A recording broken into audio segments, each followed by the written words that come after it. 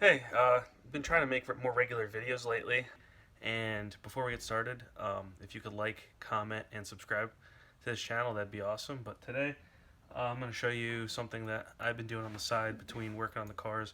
I am not an expert in it in any way. I don't have all the tools to do it, but I think I'm doing a pretty good job, and that is we're going to turn a regular coin into a ring. This started out as just a regular quarter state. So this would be a good example because I believe, yep, that one's a Pennsylvania. You see Pennsylvania, and you flip it over. This is 1999, and then if you see the inside, it's $quarter. This is a different one I made. If you can see, 1993. See Liberty. Okay, these are the absolute minimum tools that you're going to need. You're going to need some type of a drill. I prefer using this right angle drill, but I also may use my drill press or one of those two drills. And you may need a vise, but I've done it without it. I also have this little vise here. So you need some type of a drilling device. And you need, I just have this drill bit for now out, but you're going to need a couple different sizes depending on how far you want to go. Here's a center punch. Let me see if it'll focus. It's got a really pointy end on it. Here's a ring mandrel. I think I paid like $12 or $13 on eBay for it. You can see. And then you need this. This is like $5 or something like that at Harbor Freight. Pittsburgh Teardrop. And that's the item number. You can just order it off their site. And I recommend a digital caliper, but you could use just about any other measuring device. So the first thing we're going to do, we have another one of these Pennsylvania coins here. And you can see. So we need to find the center of this coin. So I recommend taking a digital caliper, measuring one end to the other, and then finding where the center is. So you like take half that number, and usually halfway is right where the bottom of his like jawbone and his neck meet, like right under his ear. Right there is usually center. You don't have to be 100% accurate with it. The more accurate you get, the better the ring's going to come out. These weren't 100% smooth. If they were smooth, you see how this one has ridges on it still? I still sanded it down, but that was the outside of the coin. And it was uneven in some spots, so I sanded it down. And this one was much more uneven. You can see this was the inside and this was the outside with the ridges here, and I had to smooth it down so far. So they make an actual tool that makes a perfect hole in here. So I'm going to measure it and I'll show you how. Okay, I came up with 0.476 as my center point. Yeah, it's going to be a little bit hard to do on camera. But you just find where the center is. Like I said, it's just about there. So I'm going to make a center point. Then just hit it with a hammer. You're also going to need a hammer for this. So find your center point, hit it with a hammer, and then take a small drill bit and drill it out. Okay, you want to start with the smallest drill bit that you have. This is the smallest one I had. And when I screwed up, so this is going to be a good one to show you how to fix it. But you see, my hole is a little off in the center. Next you want to do is just keep stepping the drill bit size up until this hole just goes inside this. So that's what we're going to do. We're going to keep stepping it up. If you need to, you could use a step bit. The only thing I'm going to recommend if you use a step bit like this is if you drill it, say, to where the tip of my finger is there, just turn it over and drill it to the other way on the other side, because it is a cone shape and it's only going to get one side of it, so that'll be sure that the hole is the same size on both sides. I drilled it a little bit bigger than I needed to, by like that much. Just go a little bit at a time, but you can see how that initial hole that I drilled a little off center made one side wider than the other. This is never going to be 100% perfect, and I can show you how you can get it pretty close, like the first two I showed you in the video. Not perfect, but you can do it. They make that tool, it holds it in there, and it does a perfect hole in there, and that's how you get it a perfect size every time. Now what you're going to need to do is you're going to need some kind of pliers to hold this, and you're going to need a torch. My torch is dying a little bit here. So you need to heat this up until this ring, or this quarter, is cherry red. Hopefully this works. And then once it's cherry red, I'm going to dip it into some, well, you can dip into some cold water. This process is called annealing. But since it's winter outside, I'm just going to dip into some snow. I have a jug full of water inside my garage, and it froze, cracked, and the glass jar, there's a glass mason jar, broke. So you can see how it's starting to change colors. You want this thing glowing. You had a regular torch or MAP gas, that would work. What this process does is it softens the metal. So when you're hammering this, you're changing like the composition of the metal a little bit and making it softer so it doesn't crack. If you didn't do this, this quarter will crack, and then you'll have a sharp edge in there, and it'll never be as strong. It's basically junk at that point. So you could do. I do this once and I start hammering, and I'll do this midway through. So like once this thing's halfway folded over, I'll show you. I'll heat it up again, anneal it again, and then that should be good until you. It's going to take some color out of it until you polish it. I actually heated it up again till it was really glowing, and you can see that changed it. I just dipped in some snow and I dried it off. So I'm going to set this camera up over here. I'm going to show you the process I do. Okay, so you're going to need your hammer, your ring mandrel, and the quarter that you're going to start with. So if you want the Pennsylvania side on the outside, or whatever state or whatever you're going to use, it would go on the top here.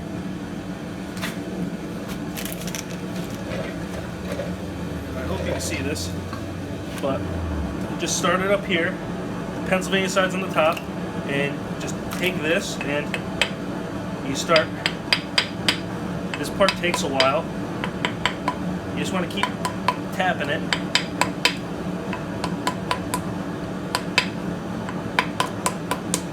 This part could take a while.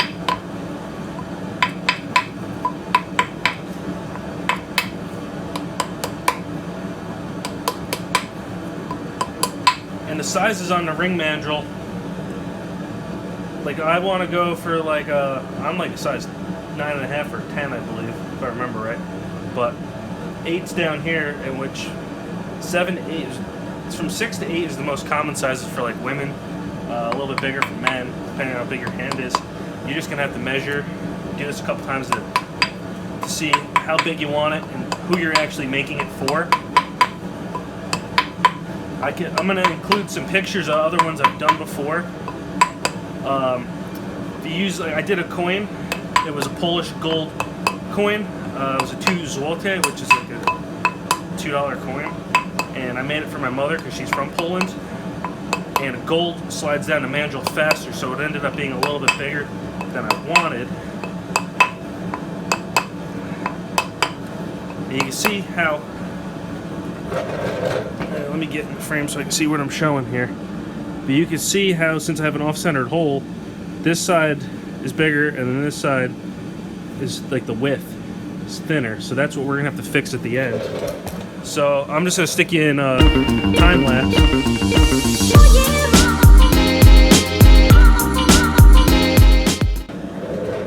Okay, I just re-annealed it. I put it in the torch and then dipped it in some snow again.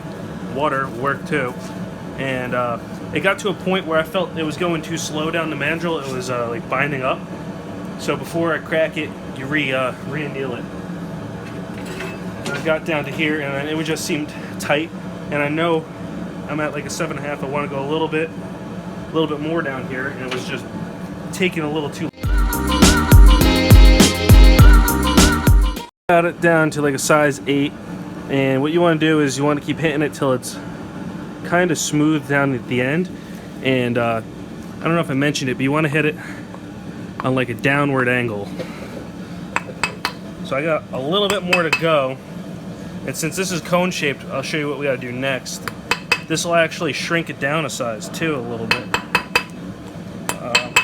This is something you're gonna have to feel out and know what size is which. You gotta know, like if you take it to a size 8 and you flip it over, depending on how you hammer it, you can actually get it back down to a size 7. Maybe not that far, but you just kind of gotta know, and you can always know you can re-anneal it and you could stretch it out a little bit further. It's a lot easier. You could always go more than you can less. It's like a cut, measure twice, cut once kind of deal. So once you make a couple of these, you'll kind of get the feel, and the harder you hit more of an angle like this will get it flatter, and then down more will get you further down the mandrel, make it the actual ring size bigger.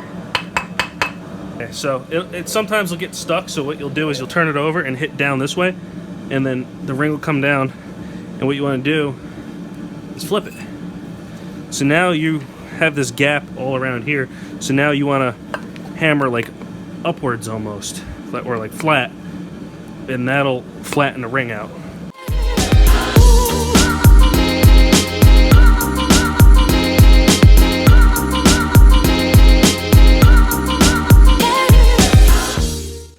Okay, this is my finished product so far. You can see that it is a little uneven, and I'm going to show you how you fix that. Now, I don't condone this in the slightest bit. I recommend, like I said, and I'm not responsible for your actions, but this is how I'm going to do it.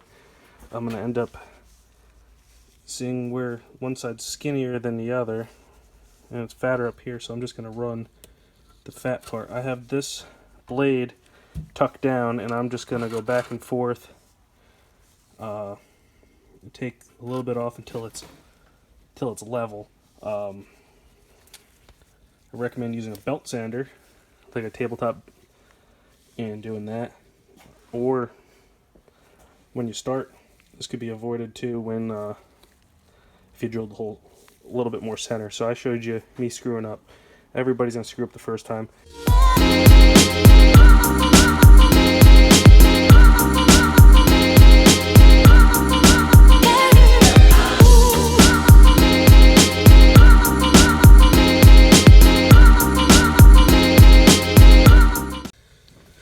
Alright, so if you drilled the hole right in the beginning, I mean, you could have skipped a couple of these steps here, but right now I'm just going to try and deburr it. I'm trying to show you how to somewhat salvage what if you screwed up. It's good practice to salvage it, because I mean, sometimes you could have one that's just a hair off. Okay, so now I'm taking some sandpaper and I'm just lightly going around the edges, trying to take any burrs off like that, off the inside. You don't want to sand the inside, because then you'll take the writing off the inside. So just trying to get the edges nice and smooth. I'm using 180 here. I might go down to like a 220 or 400. Pretty much flat. I nicked it with the grinder or something. And best way to tell if you sanded off all the edges right is put it on one of your fingers and rock it back and forth, and you'll feel it. If it's sharp, go both directions, and if you could feel any kind of drag, that's enough to bother you. Trust me. You might, yeah, it's like, oh, it's not that bad, but it's pretty bad. I'm gonna take, this is from Harbor Freight. It's like a Jeweler's Rouge kit. Put this on a grinder. You can use it with the drill, and put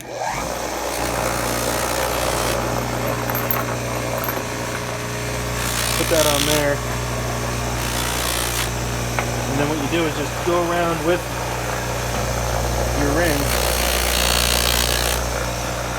and we're going to be polishing it again.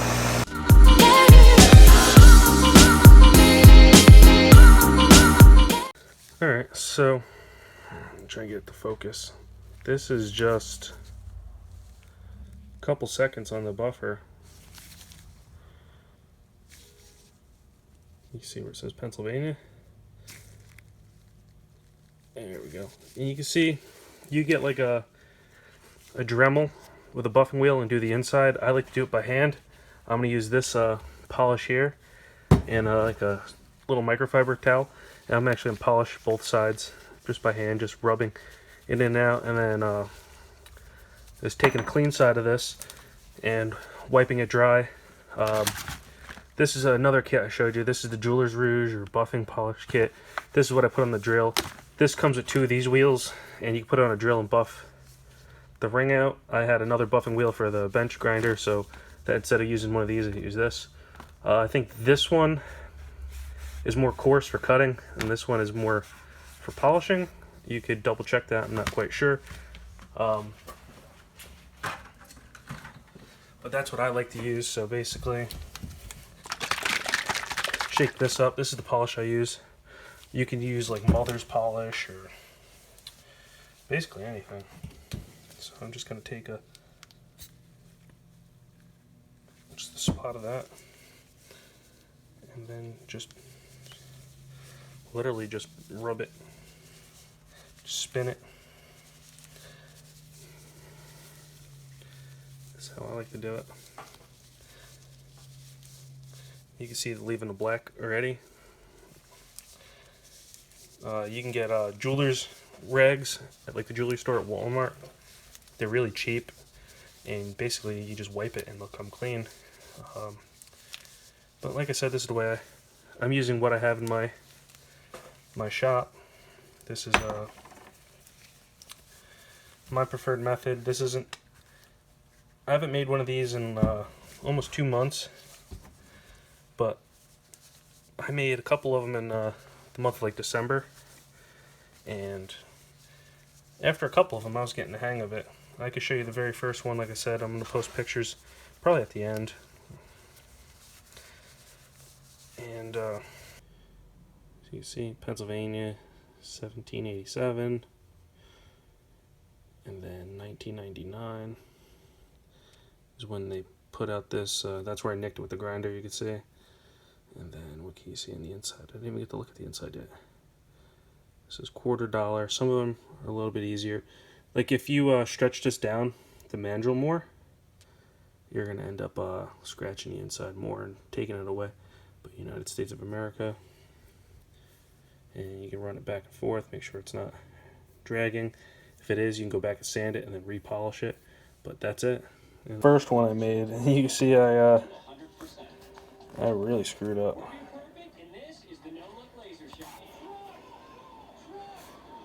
This is the second one I made, where I got it a little bit better, but you can see I left the ridges on there because I didn't have to sand it down better. So that's another thing too. You get there, if you don't have to sand them down, they stay a little bit wider as long as you got the hole drilled. You drilled the whole center in the beginning with when you first started. If you drilled that hole perfect. Okay, so if you like this video, like it. If you have a question, comment, ask me a question. I'll do my best to answer everything I can. And if you could, please subscribe to this channel. Maybe I could do more of these videos if you like them. Maybe I can give you some other tips and tricks along the way. But thank you. Like, comment, subscribe.